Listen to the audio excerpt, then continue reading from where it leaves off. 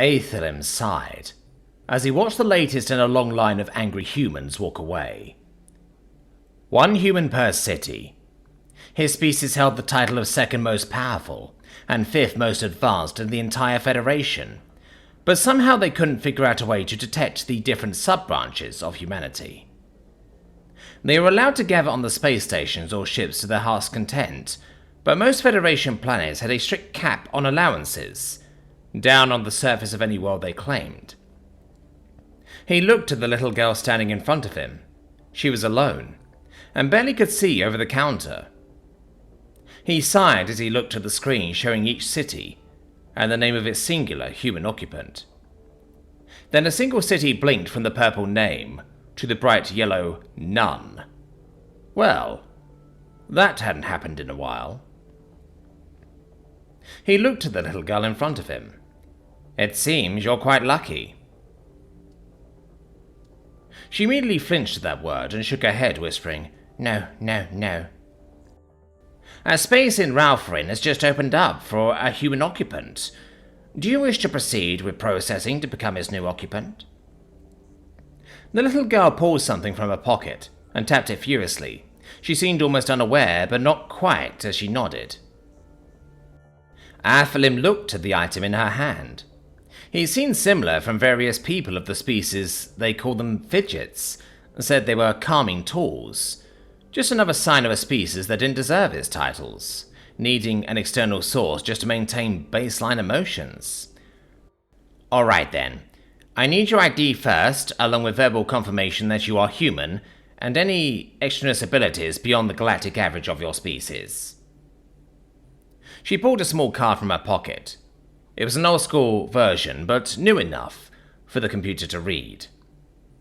As soon as it was scanned in, a flag came up reminding him to clarify all abilities of the new occupant, explain her place in the city, and to ensure that as a minor she did not leave without an escort. He quickly pulled up his personal pad and checked for what a minor was.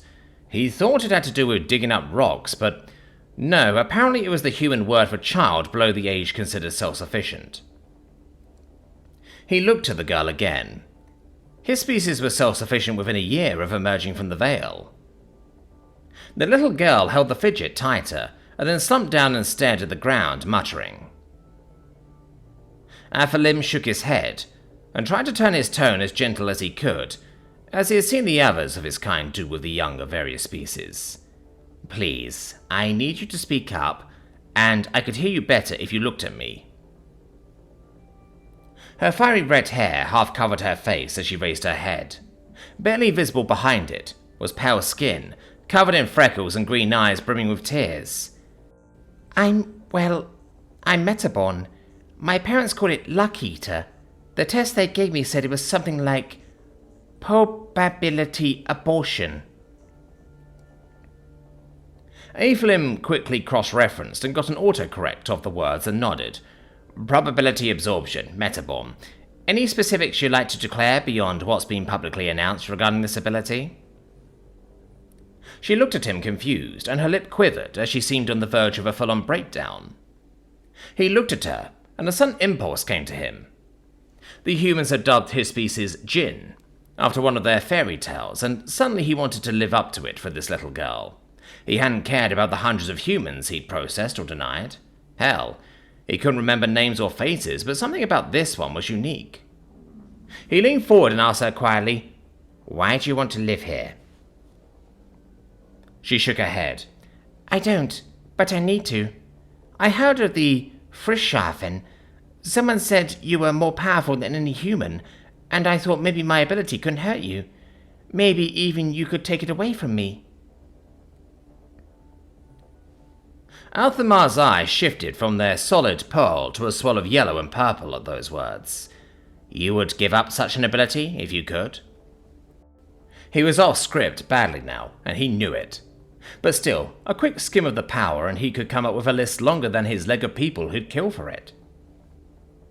A very careful and subtle nod. It hurts people. I don't want to trade good for bad. It's not right. His skin flared at those words. The dark brown seeming to almost ignite as lines of flame ran across his body, creating symbols all over himself. His computer sounded an alert, and he knew he was short on time.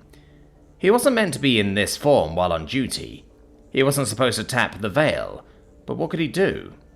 He watched as this little girl, rather than cower from the flames or burst into tears at the display, became wide-eyed and muttered, "Pretty." "I am Alamar Sel Dirigin of the Feres Alem, and you, young one, have awakened my will. So, I grant you now a single request. Be wise in wording, strong in will, and careful of choice. State your desire, and I will acquiesce." There were humans behind her staring. The line had become more a mob, but one still staying back behind the line. None was certain what was happening, and an alarm was now sounding, but it barely registered to either. Now that he had spoken the words, they were restricted from outside influence. She had time to consider, but also was cut off from help, and he could offer her none. She looked at him, and the tears streamed down her face. He simply stood there, keeping even the sympathy off his face. He had to abide by the rules of the veil, would exact an even higher price than normal. As they stood in that bubble of the outside world moving, but not interfering, he saw the guards of the station gathered. They were too late, but he would pay the consequences of his people. She hiccuped and looked at him, and then nodded. "I wish—" She paused and looked around. She couldn't see the outside, it was just a blur to her. Only someone who knew what to look for could make anything out. "I wish that my powers were given to someone who could use them for real good." Alamar clapped his hands together, and the bubble popped, and as he spoke, "It is done." The little girl looked at him and asked, "Who did you give them to?" He shrugged. "No idea, but your wish was granted. Now, unfortunately, I must leave. Be well, and if you still want to live here, the next process will help." 6 guards, each glowing with their own sigils, were moving forward, only to have the crowd of humans shift to stand between them and Alamar. The guards shouted in both English and their native tongue, but still none moved. They leveled their weapons and elemental powers, and still none moved. Alamar was confused. This species hated him. He was the gatekeeper that broke apart families, the asshole who prevented good people from honest livings, a scumbag of a bureaucrat, and hundreds of other insults besides. Why were they standing between him and his people's justice? The little girl stood up and looked at him, and in her eyes he saw something different. They weren't human anymore. They were djinn eyes. Still the green they were, but now solid. Then as she turned towards the crowd and the guards, a janitor, who was leaning on his mop and bucket, watching the spectacle, seemed to lean just a little too far. He fell and caught the lip of the bucket. The sudsy water spilled across the floor under the guard's feet, stopping just shy of the human crowd. One guard shifted a foot, seeming bothered by the water, and he slipped, pulling down to others as he reached anything to help him. The other 3 looked at this, and then back at the humans who seemed even more determined and had linked arms. The silence was deafening before one of them spoke up. "We know your laws, and we know your justice. We have abided by it, and stood by letting you handle your own affairs. However, you have forgotten the accord, and we will not let you break it. We will not let you harm this good man." One of the guards scoffed. "He is not a man, he is a djinn, and he is our responsibility. The accord does not give you any authority here." As the guard spoke, a loud ahem from behind, and a djinn taller than the rest, more muscular than even the strongest bodybuilder, decked out in an outfit practically made of gold and precious gems, stood. Immediately, all the guards kneeled. Alamar did not. The janitor in the back struggled up, only to drop to his knee as well. The guard who had spoken his earth sigils, fading immediately, spoke once more. "Your Excellence, I did not expect you, or I would have had a proper escort sent." The near 7-foot-tall djinn spoke. "I strongly doubt you can manage proper if you fail to understand the accord." "Your Excellency?" the guard asked. He pointed at the human, the large ruby on his finger glinting. "You who invoked the accord, explain it." The woman who'd spoken, dressed in a simple woolen dress, spoke up louder now. Section 8, regarding the protection of minors. Humanity, those deemed more powerful and most advanced, are given sweeping rights over the young of their species, defined here as any under the age of 18. Human cycles. If any member of any species intervenes on behalf of or against those below this age, humanity may at their discretion adopt said member into their species, and invoke their laws and protections upon them. Any adult human who witnesses this event must provide proof, in the form of video evidence or a significant number of witnesses, to be determined by the event it occurs in. If the species in question would refute such a claim, the individual in question may refute the title of Earth, if desired, but only without pressure from any outside influence. She pauses for breath. That is the gist, anyways. It is far more complex and longer in its written form. The guard looks up at his sovereign. I have never heard of Section 8. The king looks down his nose. Then your educators failed you, and I will be looking into where the failure stems from. He then turns to the humans linking arms and surrounding Alamar. I will speak with the one you intend to call your own. I will not pressure him, and it will be public. You have my word. I simply would rather not shout. The humans, seemingly as if a hive mind broke only a single link, and widened a space only big enough for the king to stroll through. A couple guards seemed to consider getting up to follow, but a wave of his hand, and they froze. As he approaches, Alamar shudders. He did not kneel before his sovereign when he appeared. He still has not, a disrespect that often led to execution, though so did his previous violation. He was pretty certain he couldn't be executed twice, so he decided to meet his fate standing. The king looked over Alamar, and then looked into the child's eyes. Alamar Sel Digrin, be honest with me now, as you never have before. Are you of Jerusalem or of Earth? Alamar tilted his head. He had listened to the speech, but had not understood until this moment what them calling him a good man had truly meant. He knew what awaited him if he was of Jerusalem. He would be executed in a manner that prevented a return to the Vale. His essence dissolved and devoured by whomever the king chose. But what did it mean to be of Earth? Sure, he'd be at the top of the galactic food chain, and he had just witnessed why. It wasn't their individual strength. They were weaker than most species. Barely a fraction of them understood the universal laws. Even fewer could manipulate them. They fell easily in individual combat, but if you threatened one of their own, even one who was brand new, who didn't even know he could call himself one of them, they stood firm against any threat, and they stood together.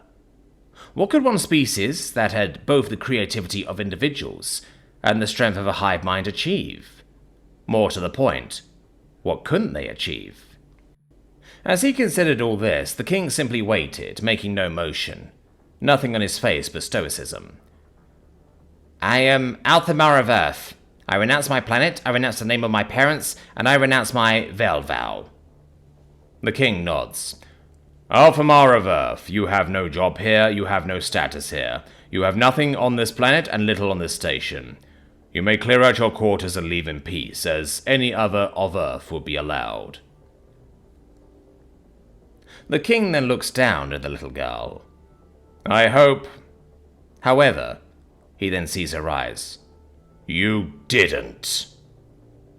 Alamar shrugged. The Vale did as it wills. You know this as well as I. The king turns to the humans gathered, who had once more closed ranks. She is now part Jinn. This has not happened in millennia.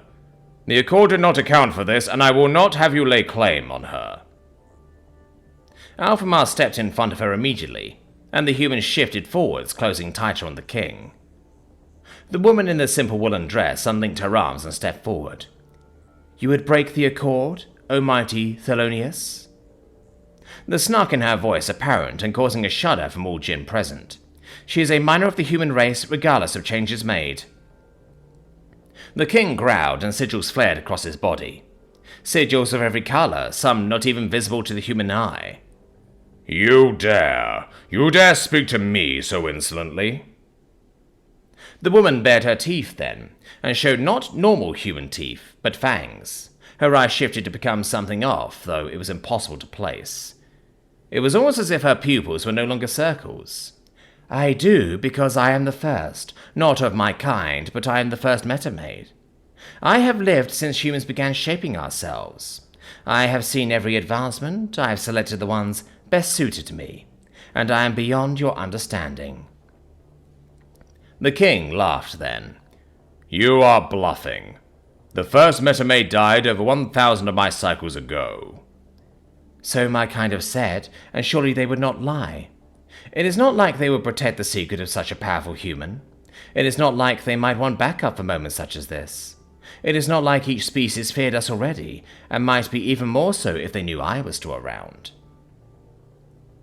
The king glared at her, and then waved his hand before him, muttering a few words.